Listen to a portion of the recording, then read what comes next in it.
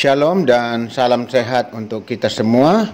Selamat berjumpa kembali melalui Renungan Harian Sabtu 19 Desember 2020. Bacaan kita hari ini dari Injil Yohanes 7 ayat 45 sampai 52. Sebelum kita membaca firman Tuhan, marilah kita mohon bimbingan Roh Kudus. Kita berdoa. Ya Yesus, Engkaulah Tuhan dan Juru Selamat kehidupan kami. Tidak ada yang lain. Itulah keyakinan iman kami. Firman-Mu akan meneguhkan kami pada hari ini. Tolong kami Tuhan, bimbing kami agar sungguh-sungguh kami memahami dan berpegang teguh pada kebenaran firman-Mu. Tuhan, bersabdalah, kami telah sedia mendengar. Di dalam Yesus Kristus, Tuhan dan Juru Selamat penebus kami berdoa. Amin. Yesus dibela oleh Nikodemus. Yohanes 7 ayat 45 sampai 52. Maka penjaga-penjaga itu pergi kepada imam-imam kepala dan orang-orang Farisi yang berkata kepada mereka, "Mengapa kamu tidak membawanya?" Jawab penjaga-penjaga itu, "Belum pernah seorang manusia berkata seperti orang itu." Jawab orang-orang Farisi itu kepada mereka, "Adakah kamu juga disesatkan? Adakah seorang di antara pemimpin-pemimpin yang percaya kepadanya, atau seorang di antara orang-orang Farisi? Tetapi orang banyak ini yang tidak mengenal hukum Taurat, terkutuklah mereka." Nikodemus, seorang dari mereka yang dahulu telah datang kepadanya, berkata kepada mereka, "Apakah hukum Taurat kita menghukum seseorang sebelum ia didengar dan sebelum orang mengetahui apa yang telah dibuatnya?" Jawab mereka, "Apakah engkau juga orang Galilea? Selidikilah kitab suci dan engkau akan tahu bahwa tidak ada nabi yang datang dari Galilea." Yesus adalah Tuhan. Saudara-saudara, Stanley Jones bertemu dengan Gandhi dan bertanya, "Sekalipun Anda sering mengutip kata-kata Kristus, mengapa Anda kelihatannya keras menolak untuk menjadi pengikutnya?" Jawab Gandhi, "Saya tidak pernah menolak Kristus. Saya suka Kristus, tapi saya tidak suka dengan orang Kristen." Lalu dia lanjutkan mengatakan, "Jika orang Kristen benar-benar hidup menurut ajaran Kristus, seperti yang ditemukan di dalam Alkitab, seluruh India sudah menjadi Kristen hari ini." Ketika Yesus memperkenalkan dirinya sebagai air sumber kehidupan, orang-orang Farisi mengutus penjaga-penjaga untuk menangkap Yesus. Namun, ketika penjaga-penjaga itu bertemu dengan Yesus, mereka tidak menangkapnya. Mengapa? Dalam ayat 46 dituliskan bahwa belum pernah seorang manusia berkata seperti orang itu. Itu berarti ada sesuatu yang luar biasa mereka dapatkan melalui perkataan Yesus.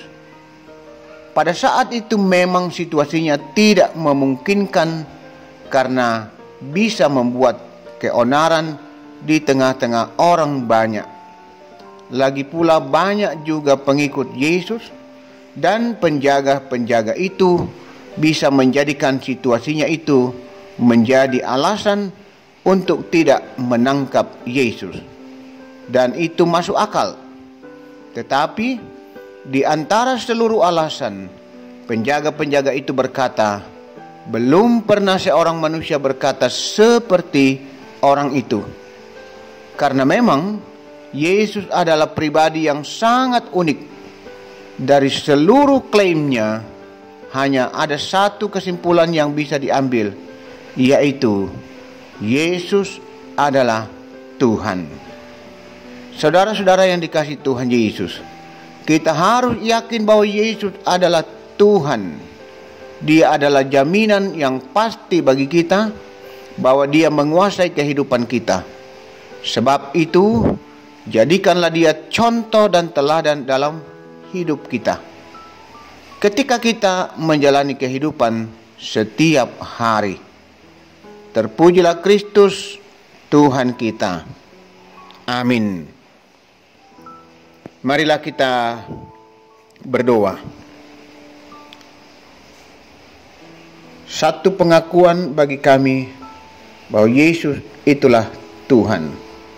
Sekalipun orang lain atau dunia tidak mengakui atau menolaknya. Kami percaya, mengimani, dan menerima bahwa Yesus itulah Tuhan dan Juru Selamat. Tidak ada yang lain. Bapa di surga, bimbing kami dengan Roh Kudus untuk terus memegang teguh iman kami. Tuntun kami Tuhan, bimbing kami. Berkati kami semua Tuhan yang boleh menerima firman-Mu hari ini. Berkati kehidupan kami, berkati persekutuan kami, jemaat Tuhan di Jemaat Rama. Ya Allah Bapa Surgawi,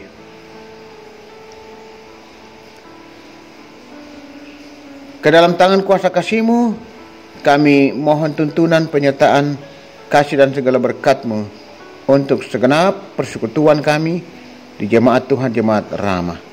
Berkati ya Tuhan, berkati pelayanan yang boleh berlangsung di tengah-tengah jemaat. Berkati juga pembangunan yang terus berlangsung. Biarlah pada waktunya bisa selesai. Berkati juga pekerjaan warga jemaat Tuhan.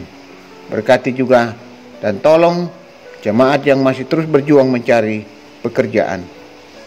Tuhan juga tolong dan berkati jemaat, anak-anak kami dalam pendidikan.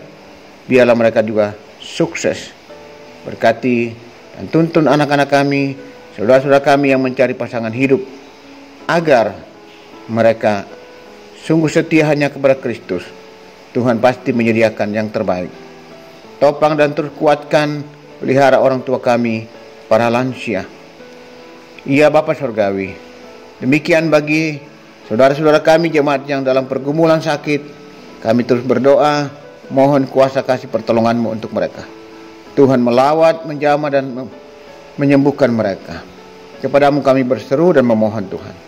Kekasih kami, Nyonya Cehadengen, Nenek Bokok, Nyonya Matius Ruru, Nyonya M. Laklang, Nyonya Yeti Yusuf, Suwanda Tiranda Biringkanai, Ibu Francisca Boli, Bapak Albertus Pongmasak, Bapak Yunus Mu'udin, Bapak TR Andi Lolo, Bapak Yusuf Rante, Bapak Oni Lakbur Lawal, Bapak Yes Salulingge, Oma Keti, Nyonya Margareta Kobong, Bapak Karel Paranoan, Nyonya Ludia Kandola, Bapak Lenduani Salu, Bapak Nastrul, Bapak Yusuf Dengen, Nyonya YS Banne, Naftali Minna, Nyonya Hermin Bongga, Nyonya Yohana Bura, Bapak Daniel Lupang, Bapak Agus Mangi, Nyonya Damaris Siri, Bapak Sugeng Prihatno, Nyonya Peter Tenna, Bapak Yakob Buang, Nyonya M. Baharudin Dendang, Nyonya Randa Lembang, dan saudara-saudara kami yang tidak atau belum sempat kami ketahui satu persatu. Kami mohon Tuhan tolong mereka, kasihani mereka Tuhan. Ya Tuhan, kami juga berdoa untuk jemaat Tuhan yang berduka. keluarga, kekasih kami, Bapak Bangalino, atas meninggalnya almarhumah Nyonya Marta Bangalino. Kuatkan Bapak Alex Bangalino bersama anak dan cucu dan seluruh keluarga. Demikian kami juga berdoa untuk Ibu Sipi bersama anak-anak dan seluruh keluarga atas meninggalnya kekasih kami almarhum Bapak Penatua Yohanes Sipi. Tuhanlah kekuatan dan penghiburan sejati bagi segenap keluarga kami jemaat yang berduka. Ya Bapa Surgawi, kami juga terus berdoa untuk pemerintah bangsa dan negara kami. Tuhan tetap menolong, memberkati dalam upaya dan perjuangan memulihkan kondisi ekonomi yang sedang terpuruk. Bahkan upaya dalam memutus mata rantai penyebaran virus corona saat ini yang semakin meningkat.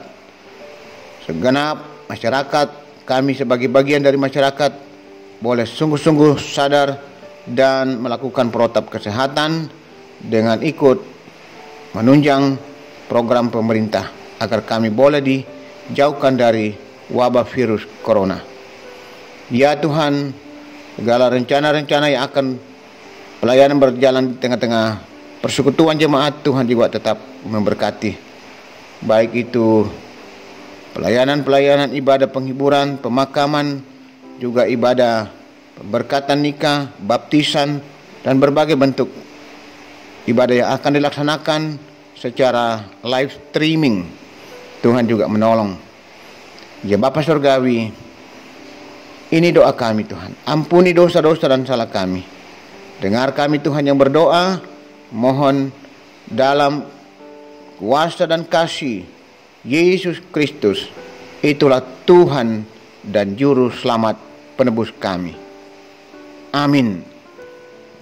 Demikianlah renungan kita pada hari ini. Selamat beraktivitas dan selamat berakhir pekan. Tuhan menyertai kita semua.